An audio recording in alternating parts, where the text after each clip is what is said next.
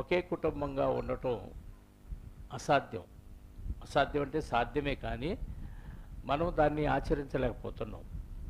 కారణం ఏంటంటే మనుషుల్లో ఎంతో కొంత స్వార్థం చోటు చేసుకోవటం. దేవుడిని అంగీకరించిన వారు స్వార్థంతో ఉంటారు. ఏది చేసినా, ఏ వ్యాపారం చేసినా, ఏ కార్యక్రమం చేసినా, ఇతరులకు హెల్ప్ చేసినా స్వార్థంతో బ్రతుకుతారు. వాళ్ళ స్వలాభాపేక్ష కోసం ఏదన్నా కార్యక్రమాలు చేస్తారు. కానీ దేవుని పిల్లలుగా మనం నిస్వార్థమైన సేవ చేయాలి. అందరము ఒకే కుటుంబం అనే ఆలోచనతో బ్రతకాలి. అలా బ్రతుకుతున్నప్పుడు మనం ఇతరులకి సాయం చేయాలనే మనసు దేవుని వల్ల మనం కలిగి ఉంటే మనకి ఏమీ లేకపోయినా సహాయం చేయొచ్చు. మీకు అర్థమవుతుందా? అంటే సాయం చేయటానికి, దాతృత్వం కలిగి ఉండటానికి పేదరికం అడ్డు రాదు. దాతృత్వం కలిగి ఉండటానికి ఏం అడ్డు రాదు? పేదరికం అడ్డు రాదు. జనరల్గా మనం ఏమనుకుంటామంటే, నాకు లేదు, ఉన్నప్పుడు చేద్దాం అనుకుంటాం. నా సంపాదన నా కుటుంబానికే సరిపోవట్లేదు, నా సంపాదన నా పరిస్థితులు చక్కబెట్టుకోవటానికే సరిపోవట్లేదు. కాబట్టి సంపాదన పెరిగినప్పుడు లేదా పరిస్థితులన్నీ చక్కబడినప్పుడు నేను ఇతరులకి సేవ చేసే కార్యక్రమంలోకి వెళ్ళాలి అనే ఆలోచన చేస్తాం. కానీ దేవుని మనసు ఎరిగి, దేవుడు చెప్పాడు నేను చేయాలి అనే ఆలోచన కలిగి మనం అడుగు ముందుకు వేస్తే మనం చేస్తూనే ఉంటాం, మనకు వస్తూనే ఉంటాయి. మనం చేస్తూనే ఉంటాం, మనకు వస్తూనే ఉంటాయి. ఇది మనం పాటించగలిగినప్పుడు మనకు అర్థమవుతుంది. పాటించకుండా మాట్లాడుకున్నప్పుడు మనకేమీ అర్థం కాదు. మనం ఒకసారి బైబిల్లోకి వెళ్ళి తొంగి చూడగలిగితే పాత నిబంధనలో రాజుల మొదటి గ్రంథం 17వ అధ్యాయంలో భయంకరమైన కరువు దినాలు అవి. ఆ దినాల్లో ప్రవక్త అయిన రాజుల మొదటి గ్రంథం 17వ అధ్యాయము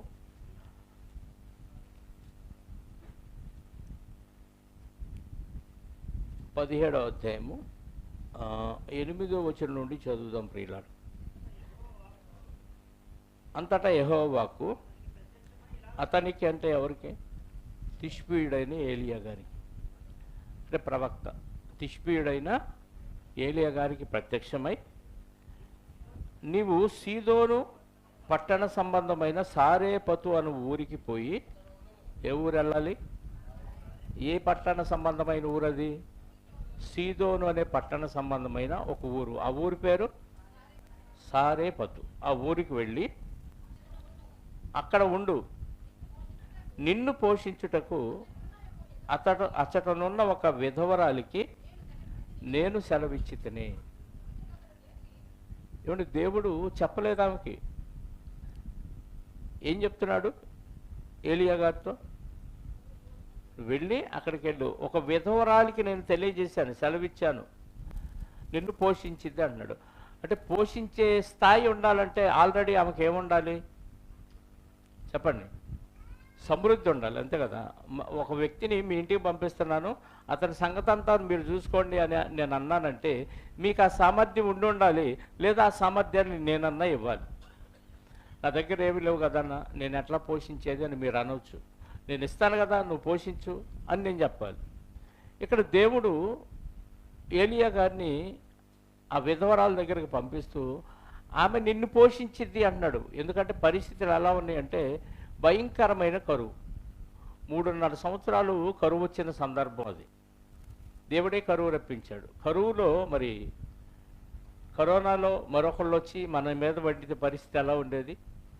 మనల్ని మనం పోషించుకోవటమే కష్టమైపోయింది. అలాంటప్పుడు మరొక కుటుంబం మన మీద వచ్చి ఆధారపడి నువ్వు పోషించన్నాడు అనుకో దేవుడు, ఏంటి ప్రభు మాకే ఠికానా లేదు, మరొక కుటుంబాన్ని మేము ఎక్కడ పోషించామంటాం. అలాంటిది ఒక విధవరాలకి నేను ఆజ్ఞ ఇచ్చాను, ఆమె నిన్ను పోషించింది, వెళ్ళు ఆ ఊర్లో ఉండు అన్నాడు. అప్పుడు ఆయన వచ్చాడు. అందుకు అతడు లేచి సారేపతునకు పోయి పట్టణపు గవిని యొద్దకు రాగా ఒక విధవరాలు అచ్చట కట్టెలు ఏరుచుండుట చూచి ఆమెను పిలిచి త్రాగుటకై పాత్రలో కొంచెం నీళ్లు నాకు తీసుకొని రమ్మని వేడుకొనెను. ఆమె నీళ్లు తేబోచుండగా అతడు ఆమెను పిలిచి నాకొక రొట్టె ముక్కను నీ చేతితో తీసుకొని రమ్మని చెప్పాను. ఏమడిగాడు? పిలుస్తుంటే కట్లేరుకుంటుంది. అమ్మ ఒకసారి ఇట్రా అని చెప్పి కొంచెం మంచినీళ్ళు ఇవ్వు అన్నాడు. మంచినీళ్ళు ఈ రోజుల్లో కొనుక్కునే పరిస్థితి లేదుగా. మంచినీళ్ళు అయితే ఎవరైనా ఫ్రీగా ఇస్తారు. సరేలేని మంచినీళ్ళు తెద్దాం అనుకునే లోపు మళ్ళీ పిలిచి నాకు ఒక రొట్టె ముక్క చేసుకొని రా అన్నాడు. ఆ పరిస్థితి ఏంటో ఈయనకు తెలియదు. ఆ పరిస్థితి ఏంటో ఏమో తెలియదు. ఇప్పుడు ఆమె తన పరిస్థితిని చెప్తుంది. అందుకామె, నీ దేవుడైన యెహోవా జీవము తోడు, తొట్టెలో పట్టెడు పిండియు బుడ్డిలో కొంచెము నూనెయు నా వద్ద ఉన్నవే గాని అప్పం ఒకటైనను, అప్పం అంటే రొట్టె ఒకటైనను లేదు.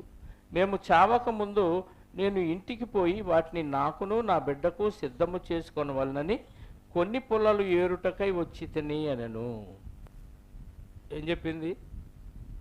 కొంచెం పిండి, కొంచెం నూనె. బుడ్డిలో కొంచెం నూనె, తొట్టిలో కొంచెం పిండి. ఈ పిండితో రొట్టె చేసుకొని ఆ నూనెతో కాల్చుకొని తినటానికి పుల్లలు ఏరుకోవటానికి ఇక్కడికి వచ్చాను. ఇక ఇవి తింటే ఇక మాకు లేదు ఆహారం. అంటే ఇక ఆహారం అంతా వాళ్ళ దగ్గర పిండి లేదు, నూనె లేదు, లాస్ట్ అనమాట అది. దాంతో తినేస్తే ఇంకా దాంతో ఉన్న శక్తితో కొంతకాలం బతుకుతారు, కొన్ని రోజులు. ఆ తర్వాత ఇక ఆహారం లేకుండా చనిపోతాం.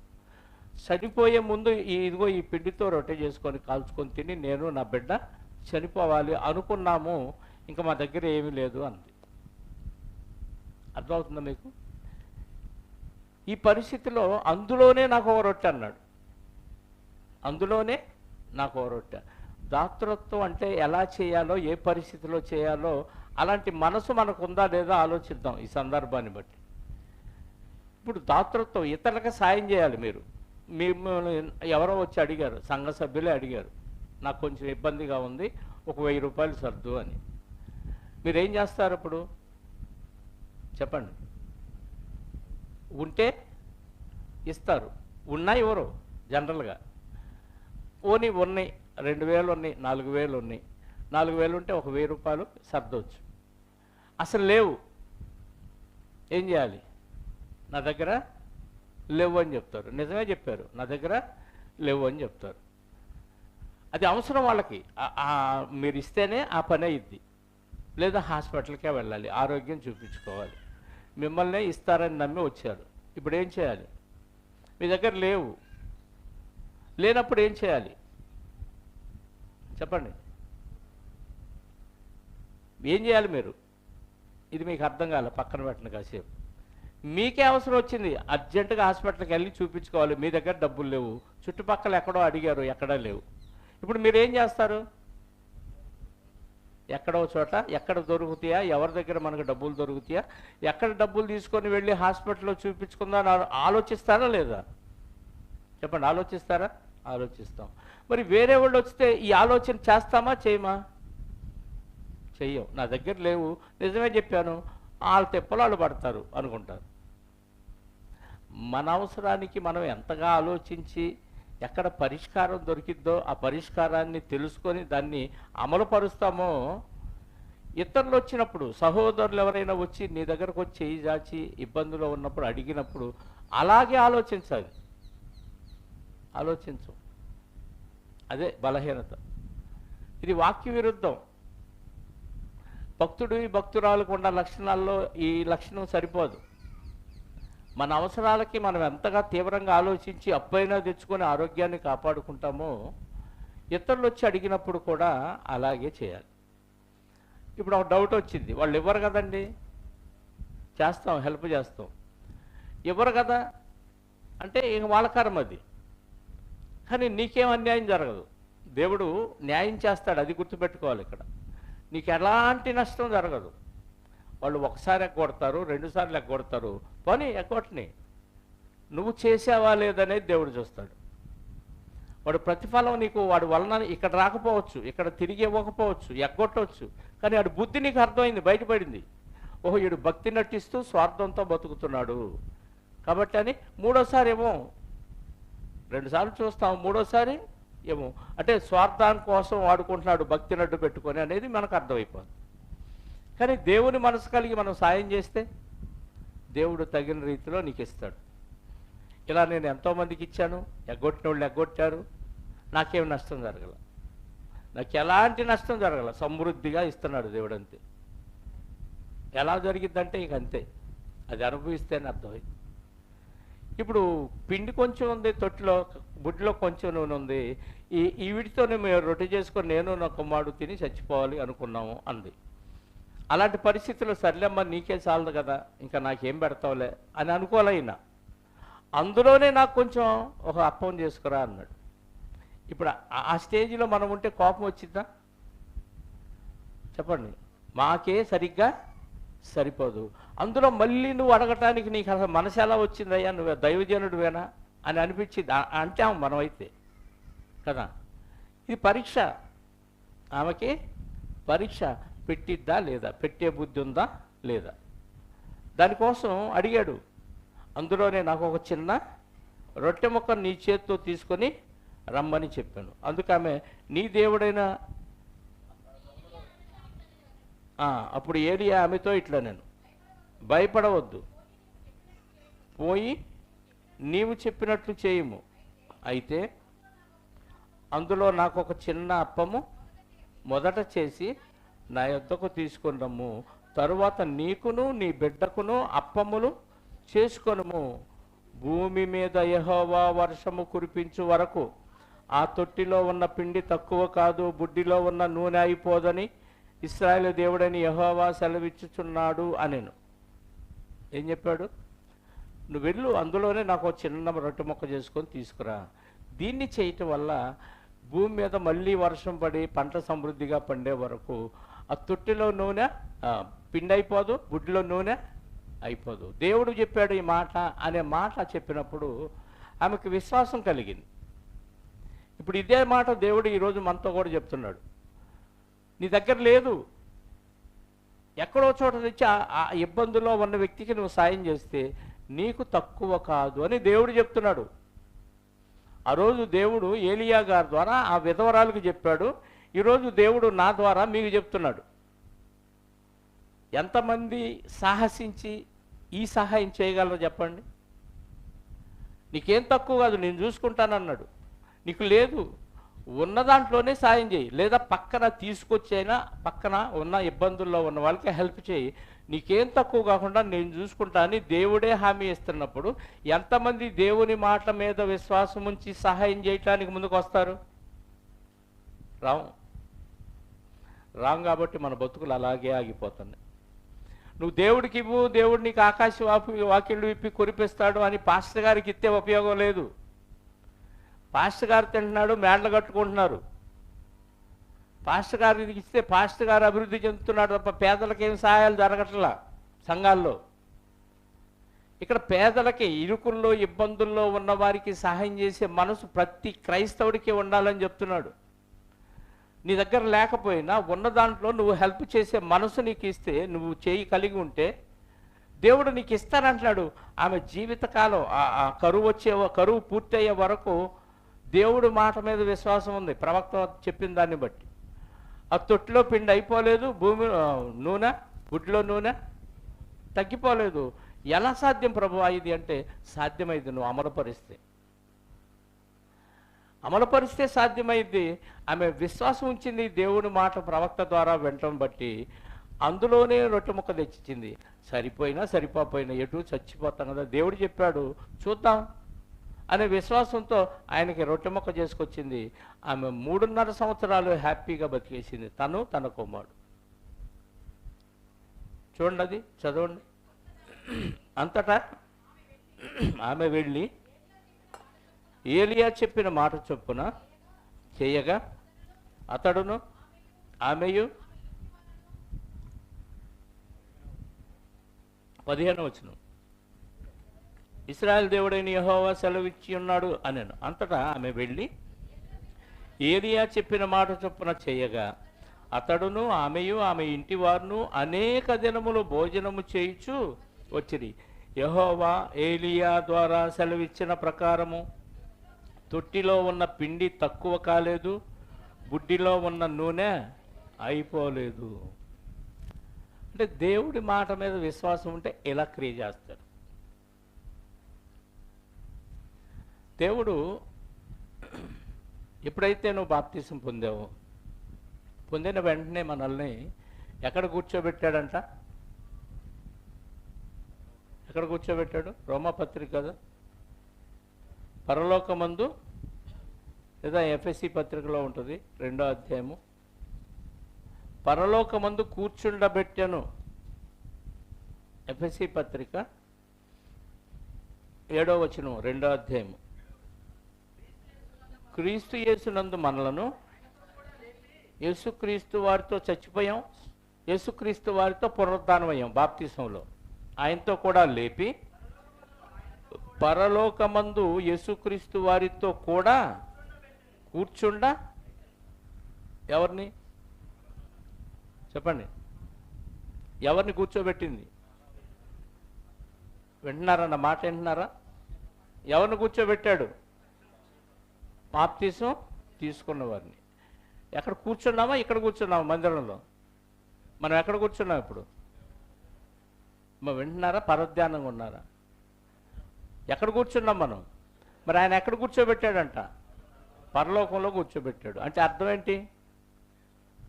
పరలోకంలో కూర్చోబెట్టాడు అంటే అర్థం ఏంటి? ఏం అర్థం కావట్లేదు. నువ్వు ఎప్పుడైతే బాప్తిసం తీసుకున్నావో ఒకానొక రోజు అక్కడ కూర్చుంటావు. ఇప్పుడు మనం అక్కడ కూర్చున్నట్టు ఫీల్ అవ్వాలా, భూమి మీదే ఉన్నట్టుగా ఫీల్ అవ్వాలా? చెప్పండి. పరలోకంలో కూర్చున్నట్టు ఫీల్ అవ్వాలా, భూమి మీద ఉన్నట్టుగానే ఫీల్ అవ్వాలా? ఉంది ఇక్కడే. ఎక్కడ కూర్చున్నట్టుగా మనం బతకాలి? బ్రతుకు ఎలా ఉండాలి? పరలోకంలో ఎప్పటికైనా నా స్థానం అదే, నేను అక్కడ కూర్చోవాలి. దేవుడు నన్ను కూర్చోబెట్టాడు, దాన్ని మాత్రం కోల్పోకూడదు అనుకోవాలి. అంటే దేవుడి మాట మీద మనకి విశ్వాసం ఉంటే దానికి తగ్గట్టుగా బతుకుతాం.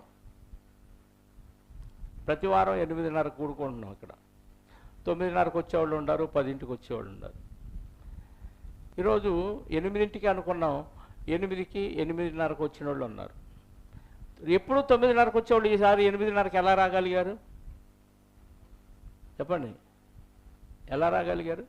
టైం మార్చాం, ఒక గంట అరగంట ముందు పెట్టాం కాబట్టి ఈ రోజు నుంచి 8:30కి కూర్చోవాలి అనుకున్నారు కాబట్టి ముందు వచ్చారు. ఎప్పుడులాగా 8:30కి స్టార్ట్ చేస్తాం అనుకున్నారు కాబట్టి 9:30కి వస్తున్నారు. అంటే మీ బుద్ధి ఎక్కడుంది? చెప్పండి. బుద్ధి ఎక్కడుంది? పరలోకంలో కూర్చుండబెట్టాడు. కూర్చునే విధంగా మనం ప్రవర్తించాలి. పరలోక సంబంధంలో మన పౌరసత్వం పరలోకంలో ఉంది, భూమి మీద లేదు అనే ఆలోచనతో ఉన్నాం కాబట్టి భూమి మీద దేని మీద మనకు ఎక్కువ మమకారం ఉండదు, ఎక్కువ ప్రేమ ఉండదు. పరలోక సంబంధులు కాబట్టి సమయాన్ని కుదించారు కాబట్టి ముందు వెళ్ళాలని ఫిక్స్ అయ్యావు కాబట్టి ఒక అరగంట గంట ముందు వచ్చావు. అంతకుముందు 8:30కి కాబట్టి దానికి ఒక గంట వెనకేసుకొని లేటుకి వెళ్ళాలని ఫిక్స్ అయ్యావు కాబట్టి దానికి తగ్గట్టుగా లేటుగా వచ్చావు. ఇది భక్తులకి సంబంధించినట్టుగా ఉందా మనం చేసే ప్రవర్తన? 7:30కి అన్నావు అనుకో, రేపు కనీసం 8:30కి వస్తారు. అంటే నువ్వు ఏ టైం పెట్టినా సెట్ చేసుకోగలవు, కానీ చేసుకోవు. ఎందుకు? నిర్లక్ష్యం. పాస్టర్ అంటే నిర్లక్ష్యం, దేవుడు అంటేనే నిర్లక్ష్యం. ప్రతి ఒక్కరికి గుర్తుపెట్టుకోండి. దేవుడు అంటే నిర్లక్ష్యం ఉంటేనే ఇలా లేటుగా వస్తారు. ఎవరైనా సరే ఆలస్యంగా వచ్చి అయ్యో ముందు వాక్యం ఏం చెప్పాడో ఏమైందో నాకేం అర్థం కాలేదే మధ్యలో వచ్చాను అని ఎప్పుడైనా ఫీల్ అయినట్టు కనపడిందా? ఎవ్వడ కనపడదు. అనిపించదు ఎవరికి. ఎప్పుడు వెళ్తేమి ఆడు చెప్పేది ఆడు చెప్పుకోపోతాడు, మనం కూర్చుంటాం, గంట వచ్చాం. ఏం మిస్ అయిపోయామా, ఎంత మంచి వాక్యం మనం వినలేకపోయామని ఏ రోజు ఎవరో ఫీల్ అయినట్టుగా కనపడలేదు. అంటే పరలోకంలో కూర్చున్న వారికి తగ్గట్టుగా ప్రవర్తిస్తున్నామా లేదా? లేదండి. దీనికి అడగ భక్తి ఎందుకు చెప్పండి? ఆ శరీరాలను ఆడ తగలేసి ఆమె అనగానే వెళ్ళిపోయి వండుకున్నవి తిని హ్యాపీగా నిద్రపోవటానికి అయితే భక్తి అవసరం లేదండి. లోకంలో ఆనందాన్ని అనుభవించండి. చేస్తే భక్తి కరెక్ట్ చేయండి, లేదా మానేయండి. నేను ఇదే చెప్తాను. పెద్దగా మంద అవసరం లేదు. పరలోకానికి వెళ్ళేవాళ్ళు గుంపులు గుంపులుగా ఉంటారని చెప్పలే దేవుడు. చిన్న మంద అంటున్నాడు. కొద్దిమంది మాత్రం ఉంటారు. ఎందుకంటే అనుకున్నవన్నీ సాధించలేని దౌర్భాగ్యులు చాలామంది ఉన్నారు. అన్నీ సాధించగలిగిన వాళ్ళు కొద్దిమంది మాత్రమే ఉంటారు. దేవుడు అంటే విశ్వాసం ఉంటే ఖచ్చితంగా అది అసాధ్యం అనిపించినా చేస్తారంతే. మరి ఆమెకు ఉందే పట్టెడు పిండి, కొంచెం నూనె, ఇందులో నీకు చేసి పెడితే మా ఆకలేం తీరిద్ది, మేము తృప్తిగా ఎలా తింటాము? ఉందే నా కొడుకు, నేను కొంచెమే కదా ఉంది, నీకు ఎక్కడ చేసి పెట్టాలి అనుకోలేదు. చేస్తే వచ్చే ఫలితాన్ని ముందే చెప్పాడు దేవుడు. అది విచిత్రం. ఫలితం చెప్పకపోతే ఏమన్నా విశ్వాసం ఉండేదేమో. ఫలితం చెప్పాడు. నువ్వు బతికినంతకాలం, ఈ కరువు పూర్తయ్యేంతకాలం నీ కుండలో పిండి తగ్గదు, బుడ్డిలో నూనె తగ్గిపోదు. ఏం దేవుడు చెప్పాడు కాబట్టి ఓహో జరిగిద్ది అని ఫిక్స్ అయిపోయింది. అందుకే రొట్టె చేసి ఇవ్వగలిగింది. ఇదే ఆలోచన మనం కూడా కలిగి ఉంటే దేవుడు నాకు ఇస్తాడు, నాకు లేకపోయినా నేను సాయం చేయాలి. అవతల వ్యక్తులు అడిగారు, ఉంది చేశాం, లేదు అడిగి తీసుకొచ్చి చేశాం, అయినా వాళ్ళు ద్రోహం చేశారు. ఆడి కర్మ, అంతకంటే దరిద్రుడు ఇంకెవడు లేడు. ఒక దైవజనుని దగ్గర, ఒక సేవకుని దగ్గర, ఒక విశ్వాసి దగ్గర నమ్మకంగా ఇస్తానని చెప్పి తీసుకొని ఎగ్గొట్టాడు అనుకోండి, ఇక అంతకంటే దరిద్రం ఉంది వాడికి. నరకంలో తీవ్ర పరిష్కారం ఉంటుంది వాడికి, పరిణామం. ఎందుకంటే నమ్మించి మోసం చేసేటం, నమ్మకుండా మోసం చేసేది వేరు, నమ్మించి మోసం చేయటం మరి, అది దేవుడి పేరు మీద మోసం చేస్తే ఇక అంతకంటే దరిద్రం లేదు. అవసరాలకు ఎవరైనా అడుగుతారు, అవసరం తీరిన తర్వాత కృతజ్ఞతగా తిరిగి ఇచ్చినోడే భక్తుడు. కృతజ్ఞతా భావాన్ని కలిగి ఉన్న వాళ్ళే భక్తులు. దేవుని మాట మీద విశ్వాసం, పరలోకంలో కూర్చోబెట్టాడంటే మనం ఎప్పటికైనా అక్కడికి వెళ్ళాలి కాబట్టి దానికి తగ్గట్టుగా బతకాలనుకోవాలి. 8:30కి మందిరంలో కూర్చోబెట్టాడు దేవుడు, కానీ నేను కూర్చోట్లా. తప్పెవరిది? ఎందుకంత నిర్లక్ష్యం? కనీసం వాక్యం చెప్పేవాడు కూడా రారు. వాక్యం, నువ్వు ఈరోజు నీది వాక్యం అంటే ఆ రోజు వస్తాడు టయానికి అయ్యగారు. ముందు రోజుల్లో అవసరం లేదా? రాదు, అవసరం లేదు. ఇది మాదిరి అయిద్దా చెప్పండి? వాక్యం చెప్పే సహోదరులు ఉన్నారు కదా, ఈరోజు నీది మొదటి వర్తమానం ఉండగా ఆ రోజే వస్తాడు 8:30కి. మిగతా రోజులు నాది లేదుగా ఈరోజు. ఏ ఆలోచన? ఇది భక్తికి సంబంధించినట్టుగా లేదండి. దేవుని మాట మీద విశ్వాసం ఉంటే ఖచ్చితంగా నేను ఫిక్స్ అయిపోయి అంతే. ఇక మైండ్లో ఫిక్స్ అయితే బ్లైండ్గా చెప్పండి ఏం చేయాలి? వెళ్ళిపోవటం అంతే. నేను ఖచ్చితంగా ఈ టయానికి ఉండాలి, నేను ఖచ్చితంగా ఇచ్చేయాలి. ఎందుకంటే దేవుడు చెప్పాడు నాకు, దానివల్ల వచ్చిన ఫలం ఏంటి? పరలోకంలో కూర్చోబెట్టాడు. నువ్వు పరలోకంలో కూర్చోవాలంటే దేవుడు చెప్పింది అసాధ్యం అనిపించినా నువ్వు పాటించటం అంతే. ఈమెకు అసాధ్యం అది. పొలాలు ఏరుకుంటుంది ఆ రొట్టెలు కాల్చుకోవటానికి. ఆ టైంలోనే పానకంలో పుడకలాగా వచ్చేసాడు ప్రవక్త కదా. నాకే తికాణా లేదు, మళ్ళీ నీకు అందులో ఒక చిన్న రొట్టె మొక్క చేయమంటావు ఏందయ్యా? ఏమన్నా న్యాయం అనేది? పైగా నువ్వెవరు? పరాయుడోడు, ఆ ఊరోడు కాదు ఈయన కదా. ఎక్కడి నుంచో వచ్చి నాకు కూడా చిన్న రొట్టె మొక్క చేయంటే దేవుడు చెప్పాడు కాబట్టి నమ్మింది, చేసింది. ఆమె ఆ కరువు అయిపోయినంతకాలం సమృద్ధిని కలిగి ఉంది. ఇదే మాట యేసుక్రీస్తు వారు కూడా కొత్త నిబంధనలో గుర్తు చేశాడు. చూడండి ఒకసారి, లూకాసు వార్త 4వ అధ్యాయము 25-26 వచనాలు. లూకాసు వార్త 4వ అధ్యాయము. ఏలియా దినముల యందు 3 ఏళ్ల 6 నెలలు ఆకాశం మూయబడి దేశమందంతటను గొప్ప కరువు సంభవించినప్పుడు ఇశ్రాయేలులో అనేక మంది విధవరాండుండినను ఏలియా సీదోనులోని సారేపతు అను ఊరిలోనున్న ఒక విధవరాలి ఇంటికే కానీ మరి ఎవరి యొద్దకును పంపబడలేదు. ఆ ఊర్లో చాలామంది గొప్పవాళ్ళు ఉండి ఉంటారు, సారేపతు అనే ఊర్లో. వాళ్ళ దగ్గరికి పంపించలే దేవుడు కదా. ధనవంతులు ఉంటారు, తరతరాలు తిన్నా తరగని ఆస్తి కలిగిన వ్యక్తులు ఉండి ఉంటారు, వాళ్ళ దగ్గరికి పంపించలా. ఏమీ లేని ఒక పేద విధవరాల దగ్గరికి పంపిస్తే ఆమె పోషించిద్ది, ఆమెకు నేను ఆజ్ఞిచ్చానంటున్నాడు దేవుడు. అంటే దేవుడి మాటకు లోబడితే నీకు పేదరికం అడ్డు కాదు. లేనితనం అడ్డు కాదు. లేదు కాబట్టి నేను చేయలేకపోతున్నానండి. ఉంటే ఇరగదీసేవాడిని అనుకుంటున్నావా? ఉంటే నువ్వు అసలేం చేయవు అనుకుంటాం మనం. నాకు కానీ డబ్బు ఉంటే దాన ధర్మాలు, మీటింగులు, అబ్బో చాలా కార్యక్రమాలు చేసేవాడిని అనుకో. డబ్బు ఉంటే దాని చుట్టే తిరుగుతాను. దేవుని కార్యక్రమాలకు అస్సలు అటెండ్ కావు. మనసు రాదు. నీ ధనం ఎక్కడ ఉంటుందో నీ హృదయం అక్కడే ఉంటుంది. చేయలేం. చెయ్యగలిగే శక్తి ఎప్పుడు వచ్చింది మనకంటే? ఏమీ లేనప్పుడే వచ్చింది. ఆ ఏమీ లేనప్పుడు మనం కలిగి ఉండాల్సింది ఏంటంటే, నాకు ఏమీ లేదు కానీ దేవుడు ఉన్నాడు. దేవుడు ఉంటే ఏమీ లేకపోయినా అన్నీ ఉన్నట్లే. ఏమైనా చేయగలమా? అవును, ఏదైనా చేయగలం. చిన్న చిన్న వాళ్ళే పెద్ద పెద్ద కార్యక్రమాలు చేస్తారండి దేవుడి మీద ఆధారపడితే. పెద్ద పెద్ద వాళ్ళే చిన్న చిన్న కార్యక్రమాలు కూడా చేయలేరు. మీరు చూడండి, సమాజంలో పెద్ద పెద్ద కోట్లకు పడగలెత్తిన సంఘాలు ఉన్నాయి. ఎంతమంది పబ్లిక్ మీటింగులు పెడతారు చెప్పండి? మనలాగా డబ్బులు ఖర్చు పెట్టి వసూలు చేసుకోవడానికి పెట్టే మీటింగులు కాదు నేను చెప్తుంది. మేము ఈ మీటింగ్కి ఇన్ని లక్షలు ఖర్చు పెట్టాం, మీరు తలాకి ఎంత ఇవ్వండి అని అడుక్కునే మీటింగులు కాదు. మన కష్టంతో, మన పిల్లల కష్టంతో తల కొంచెం వేసుకొని మనమే ఆయిల్ కొట్టించుకొని మన ఖర్చులతోనే వెళ్ళి మీటింగులు పెట్టించే పెద్ద పెద్ద కార్యక్రమాలు చిన్న సంఘం ద్వారా జరుగుతున్నాయి. కోట్లకు పడగలెత్తిన సంఘం ద్వారా ఈ కార్యక్రమాలు ఏమైనా జరుగుతాయా? జరగవు. అడుక్కునే కార్యక్రమాలే జరుగుతాయి. అంటే పేదరికం నువ్వు సహాయం చేయటానికి అడ్డు కాదు, అడ్డు రాదు. అపోస్తల కార్యాల గ్రంథం 11వ అధ్యాయము. అపోస్తల కార్యాల గ్రంథం 11వ అధ్యాయము 27 అనుకుంటే చూడండి. ఆ దినముల యందు 27 నుంచి ప్రవక్తలు యెరూషలేము నుండి అంతియొకయకు వచ్చిరి. వారిలో అగబు అను ఒకడు నిలువబడి భూలోకమందంతటా గొప్ప కరువు రాబోచున్నదని ఆత్మ ద్వారా సూచించెను. అది క్లౌదియా చక్రవర్తి కాలమందు సంభవించెను. అప్పుడు శిష్యులలో ప్రతివాడును తన తన శక్తి కొలది యోదయలో కాపురమున్న సహోదరులకు సహాయం పంపుటకు నిశ్చయించుకొనెను.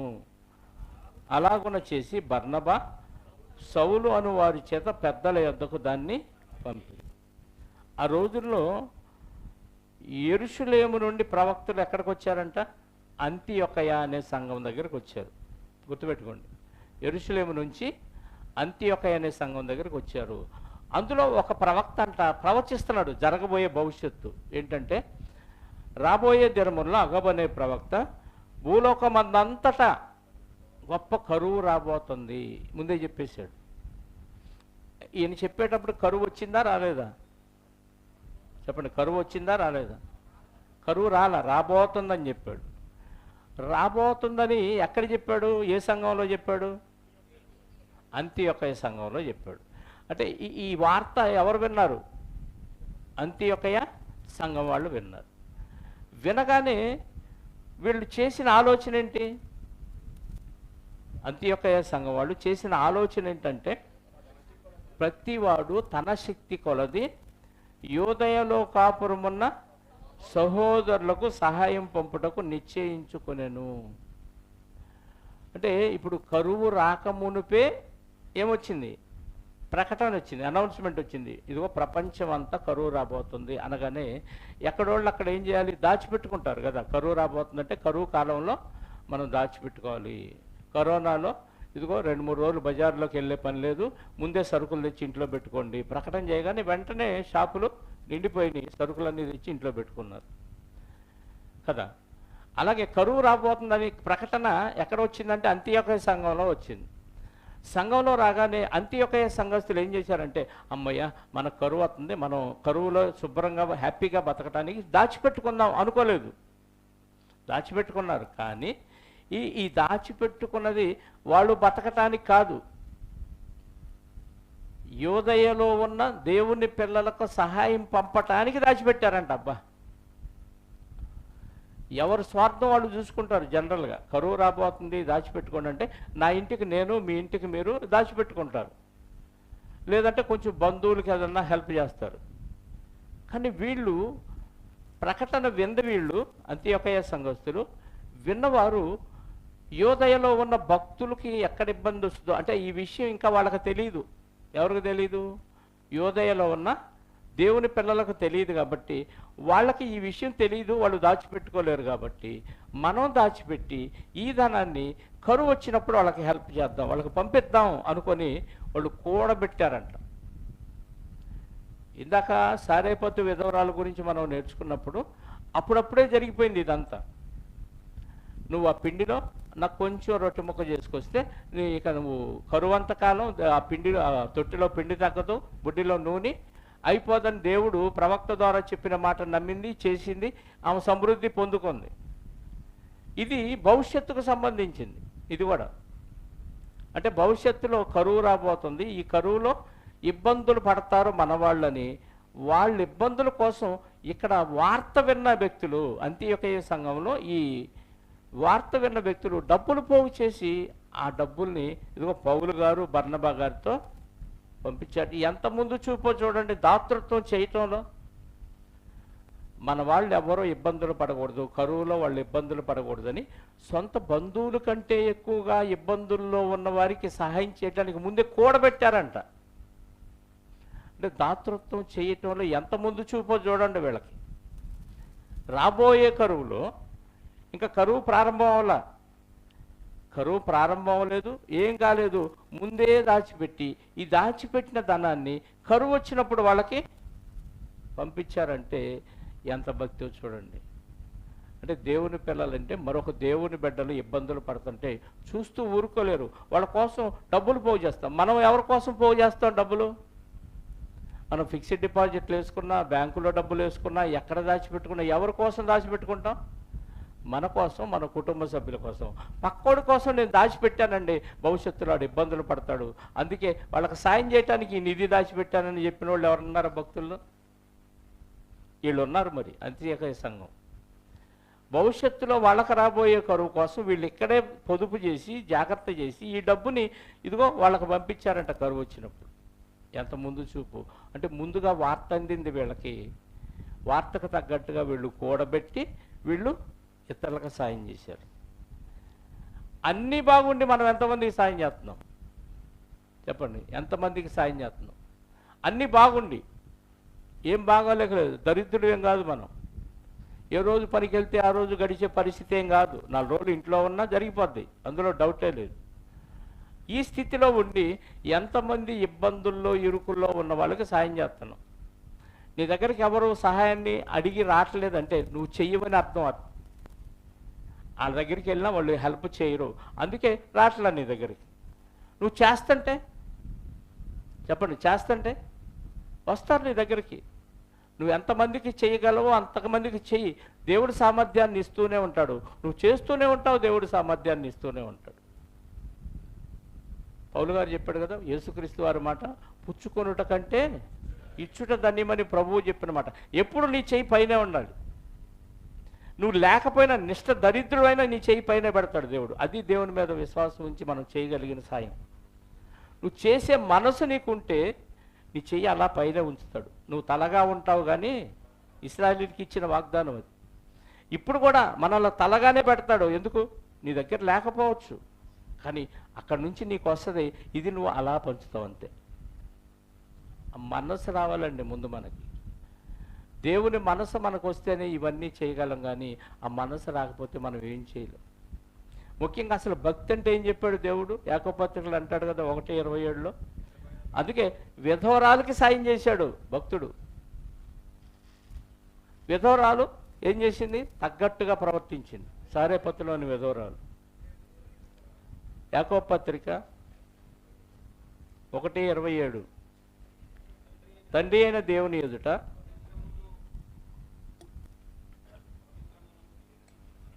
పవిత్రమును నిష్కళంకమైన భక్తి ఏదనగా దిక్కులేని పిల్లలను, విధవరాండను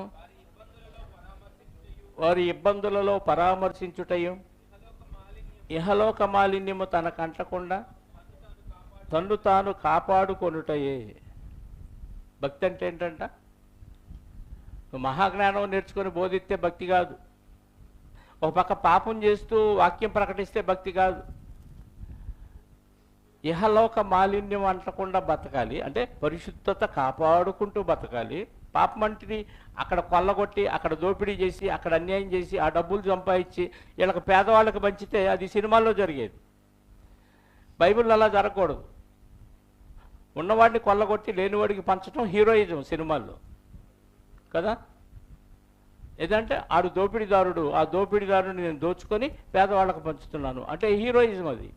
కానీ ఇక్కడ భక్తులు ఏం చేయాలంట? పరిశుద్ధత పోగొట్టుకోకూడదు. అంటే ఈ లోకంలో కాలుష్యం మాలిన్యం ఏమీ మనకు అంటకుండా దేవుడిచ్చిన పరిశుద్ధతను యేసుక్రీస్తు ద్వారా కాపాడుకుంటూ దిక్కులేని పిల్లలను, విధవరాండను వారి ఇబ్బందుల్లో పరామర్శించాలి. ఇదిగో ఏలియా గారు వెళ్ళారు, విధవరాల దగ్గరికి వెళ్ళారు. ఆమె కొన్ని ఇబ్బంది అర్థమైంది, పరామర్శించాడు. ఆ 3.5 సంవత్సరాలు హ్యాపీగా బతికింది తను, తన కుమారుడు. భక్తి అంటే అదంట. మరి ఎంతమంది విధవరాళ్ళకు మనం సాయం చేసాం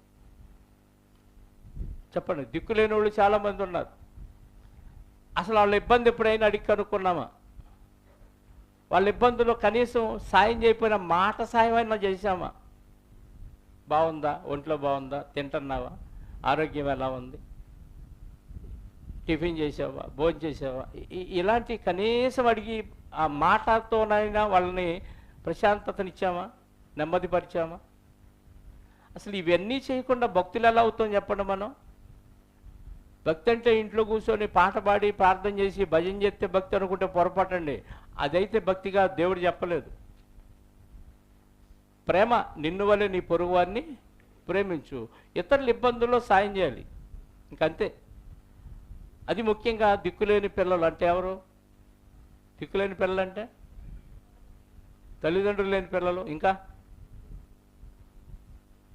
ఇంకెవరు దిక్కులేని పిల్లలు అంటే? దిక్కులేని వాడికి ఎవరు దిక్కంట? మరి దేవుడు లేని పిల్లలు దిక్కులేని పిల్లలేగా. దిక్కులేని వాళ్ళకి దేవుడే దిక్కు అంటున్నారు, మరి వీళ్ళకి దిక్కు లేదు, దేవుడు దిక్కు లేదు, దేవుడు తెలీదు. మరి అలాంటి వాళ్ళకి సాయం చేసి నువ్వేం చేయాలి? సాయం చేసి వాక్యం చెప్పాలి. నువ్వు ఊరికినే వాక్యం చెప్తానంటే వాడు వినడు. మరి నీ ఆకలి అవుతుందా, నీకు భోజనం పెడతా, భోజనం పెట్టి వాడికి వాక్యం చెప్తే దిక్కులేని పిల్లలను నువ్వు పరామర్శించినట్టు. మన దేశానికి ప్రతి దేశం, ప్రపంచంలోని ప్రతి దేశానికి క్రైస్తవం ఇలాగే వచ్చింది. అది బలవంత మత మార్పిడి కాదు. అవతల ఇబ్బందుల్లో ఉన్నవాడికి హెల్ప్ చేస్తే వాడు నీ మాట వింటాడు. నీ మాట ఏమన్నా మాయ మాట? ఆ వ్యక్తి నరకానికి పోకుండా చనిపోతే పరలోకం ఉందని భూమి మీద ప్రశాంతంగా వాడు ఎవరికి హాని చేయకుండా ప్రశాంతంగా బ్రతకటానికి కావాల్సిన మాటలు ఇవి, బైబిల్లో మాటలు. ఇది మతంలోకి దిగితే ఏమొచ్చింది? ఎవరికైనా నువ్వు అన్యాయం చేయకుండా, అక్రమం చేయకుండా, దోపిడీ చేయకుండా సాటి మనిషిని మనిషిగా గౌరవించే మాటలు ఇవి దీనిలో ఉంది. నువ్వు అవతలోని కొట్టి, హింసించి, దోచుకొని, బూతు మాటలు చెప్పి భజన చేస్తే ప్రయోజనం ఉంది. అది భక్తి ఎలా అయింది? అది భక్తి అవ్వదు. ఏదో ఒక పదాన్ని పదే పదే వల్లించి అరు అని అరిపిస్తే భక్తి ఎలా అయింది? బలవంత భక్తి అది. మనిషిని మనిషిగా బ్రతకమని చెప్పే మాటలు ఉన్నాయి బైబిల్లో. ఆ మాటలు నువ్వు చెప్పాలి, ఆ మాటల ప్రకారంగా నువ్వు బ్రతకాలి, బ్రతికించాలి. అది భక్తి. ఎవరికి హెల్ప్ చేయకుండా, ఎవరికి ఏ సహాయం చేయకుండా నువ్వు భక్తి చేయి. అసలు భక్తి అనే పేరే తనకి పెట్టకూడదు. దిక్కులేని పిల్లలను, విధవరాండను వారి ఇబ్బందుల్లో పరామర్శించాలి. ఇహలోక మాలిన్యం అంటకుండా మన బతకాలి. ఇది భక్తి అంటే. అందుకే ఏలియా గారు వెళ్ళాడు, విధవరాల దగ్గరికి వెళ్ళాడు. ఏం చెప్పాడు? దేవుడు చెప్పాడు నువ్వు చెయ్యి. దేవుడు చెప్పాడు కాబట్టి నేను చేశా అని చేసింది. ఆమె కరువు కాలం అంతా హ్యాపీగా బతికేసింది ప్రియుల. అలాగే కరువు వచ్చిందన్నారు, అంత్యోకయ సంఘంలో ప్రకటన వినపడింది. వెంటనే డబ్బులు పోగు చేశారు. ఇబ్బందుల్లో ఉన్న సహోదరులకి సహాయాన్ని పంపారు. ఎంత ముందు చూపో చూడండి. అంటే భక్తి అంటే ఊరికి వాక్యం ప్రకటించడం ఒక్కటే కాదు, ఒకరికొకరు సహాయం చేసుకోవాలి. ఎవరి ఇబ్బందుల్లో ఉంటే వాళ్ళకి సాయం చేస్తే అంతా బ్యాలెన్స్ అయిపోద్ది. అదే సమసమాజ స్థాపన అంటే. సమసమాజ స్థాపన అంటే అది. ఆదిమ సంఘంలో ఏం జరిగింది? 2వ అధ్యాయము అపోస్తల కార్యాల గ్రంథం రెండో అధ్యాయం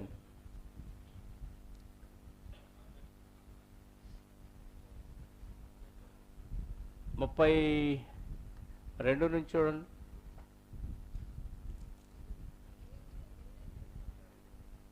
43 అమ్మా. 44. విశ్వసించిన వారందరూ ఏకముగా కూడి తమకు కలిగినదంతయు సమిష్టిగా ఉంచుకొని ఇదియు కాక వారు తమ చర స్థిరాస్తులను అమ్మి అందరికీ వారి వారి అక్కర కొలది పంచిపెట్టిరి. ఇది భక్తి అంటే. ఇది ఎక్కడ కనపట్లేదు ఈరోజు. అన్నీ అమ్మి ఎవరెవరికి ఏమవసరం అలా పనిచేశారంట. అమ్మక్కర్ల కనీసం ఉన్న దాంట్లోనైనా అవసరమైన వాడికి కొంచెం హెల్ప్ చేయి, తప్పే ఉంది. అవసరం అన్నారు, సాయం చేయండి. అక్కర కొలది పంచిపెట్టారు. ఇంకా 44వ అధ్యాయము అదే అపోస్తలుల కార్యాల గ్రంథం 32. విశ్వసించిన వారందరూ ఏక హృదయము ఏక ఆత్మయు కలవారై ఉండిరి. ఎవడునూ తనకు కలిగిన వాటిలో ఏది తనదని అనుకోలేదు. వారికి కలిగినదంతయు సమిష్టిగా ఉండెను. 34, 35. భూములైనను ఇండ్లైనను కలిగిన వారందరూ వాటిని అమ్మిన వాటి వేళ తెచ్చి అపోస్తల పాదముల యొద్ద పెట్టుచూ వచ్చిరి. వారు ప్రతివానికి వారి వారి అక్కర కొలది, అంటే అంతా ఒక చోట పెడితే ఎవరికి ఏది అవసరమైతే అది పంచారు. కనుక వారిలో ఎవరికి కొదువ లేదు, అందరూ సమృద్ధి కలిగి ఉన్నారు. అందరూ సమృద్ధి. ఇప్పుడు నీకున్న దానిలో పక్కవాడు తక్కువ ఉంది, వాళ్ళకి కొంచెం హెల్ప్ చేసావు అనుకో, వాడికి సమృద్ధి అయింది. అలాగే ఇంకెవరైనా ఎక్కువగా ఉన్న వాళ్ళు పక్కన వాళ్ళకి సాయం చేశారనుకో, వాళ్ళు సమృద్ధి అయింది. ఆ రోజు ఏం చేశారు, అందరూ కలిపి అపోస్తలుల దగ్గర పెడితే అపోస్తలులు పంచారు. ఇప్పుడు అది అవసరంలా, ఎవరికి వాళ్ళు పనిచేసుకోండి చాలు. పక్కన ఎవరో ఉన్నారు, మన ఇరుగు పొరుగు వారు ఎవరున్నారు, వాళ్ళకి ఏ ఇబ్బంది ఉంది, ఆ ఇబ్బందిలో మనం సాయం చేద్దాం. దేవుడు చెప్పాడు, మరి సాయం చేస్తే నాకెట్లా అనుకోకండి, దేవుడు ఇస్తాడు. విధవరాలకి ఎలా ఇచ్చాడు అంతే ఇస్తాడు. అలా మనం హెల్ప్ చేస్తూ ఉంటే మనకు వస్తూ ఉంటుంది. వాళ్ళు అలా పంచిపెట్టారు. అయితే ఏం మిగుల్చుకోలేదు అపోస్తలు. అందరూ అపోస్తల దగ్గర పెట్టారు. ఆస్తులు ఉన్నాయి అపోస్తల దగ్గర, కానీ ఏమి మిగుల్చుకోలేదండి. 3వ అధ్యాయం అపోస్తల కార్యంలో ఒక దేవాలయానికి వెళుతున్నప్పుడు అక్కడ పుట్టి గుడ్డివాడైన ఒక వ్యక్తి, కుంటివాడు కనపడతాడు. శృంగారమని దేవాలయం దగ్గరికి వెళ్ళినప్పుడు పుట్టినది మొదలుకొని కుంటివాడైన ఒక మనుషుడు మోసుకొని పోబడుచుండెను. వాడు దేవాలయంలోకి వెళ్ళు వారిని చూసి భిక్షమడుకొట్టు కొందరు విశ్రాంతి దినమున ప్రతిదినము వారిని శృంగారమును దేవాలయపు ద్వారమునంతా ఉంచుచూ వచ్చింది.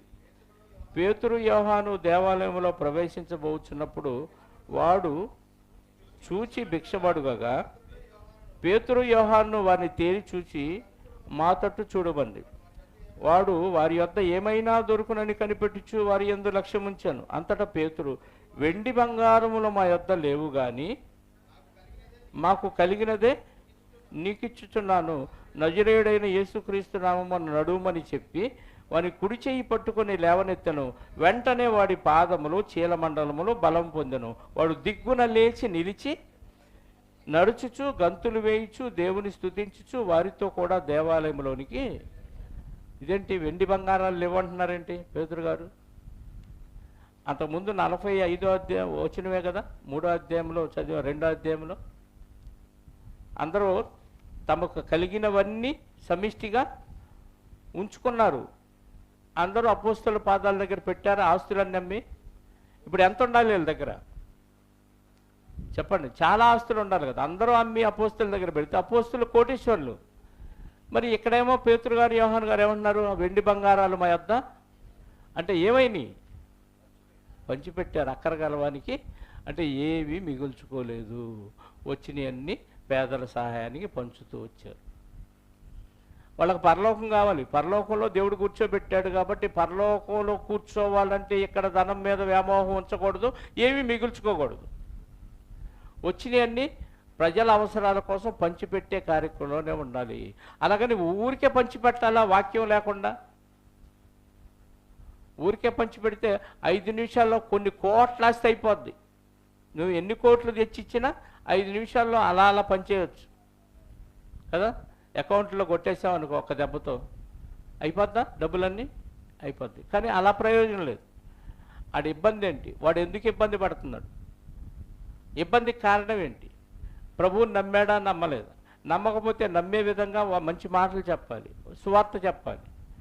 లేదు నమ్మినా వాడు ఇబ్బందులు పడుతున్నా అంటే ఏదో తేడా జరిగింది వాడి జీవితంలో, ఎక్కడో వాక్యానికి విరుద్ధంగా బతుకుతున్నాడు. అందుకే వాడు ఎక్కడ తప్పిపోయాడో ఆ విషయాన్ని వాడికి జ్ఞాపకం చేసి, ఇదిగో ఇప్పుడు దేవుడు సాయం చేయమన్నాడు కాబట్టి చేస్తున్నా, సరి చేసుకో, బాగుపడు.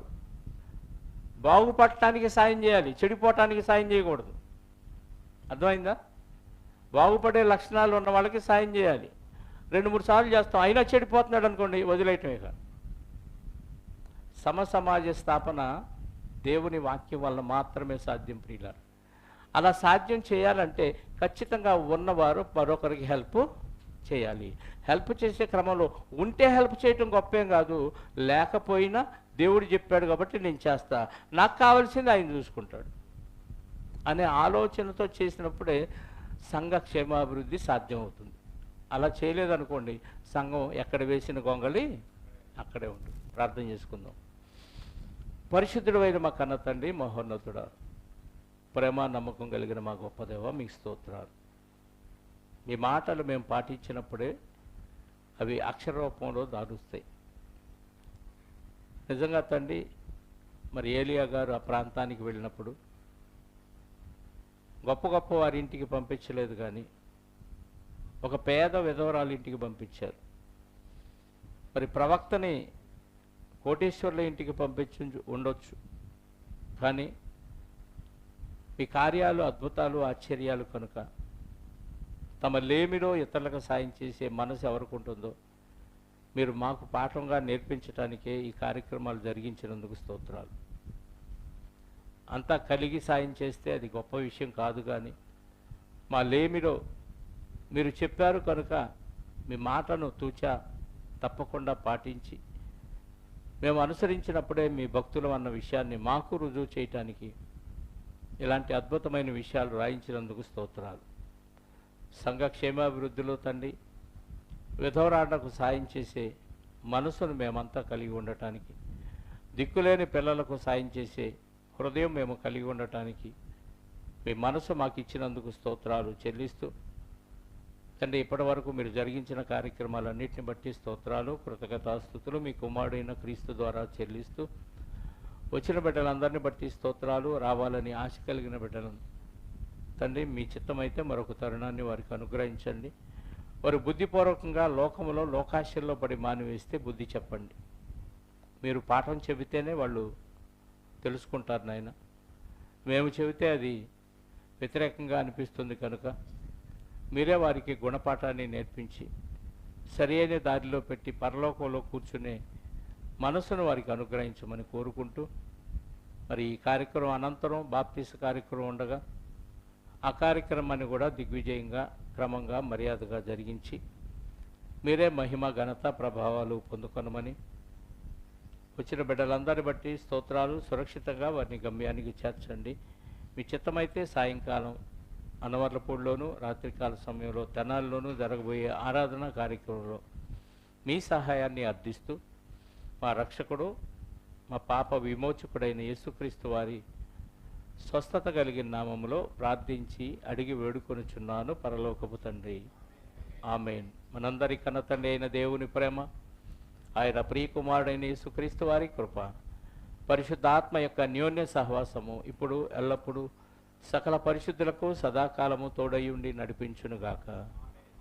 ఆమేన్. అందరికీ వందనాలు. Thank you very much. వందనాలు చెప్పుకోవట్లే ఎవరు?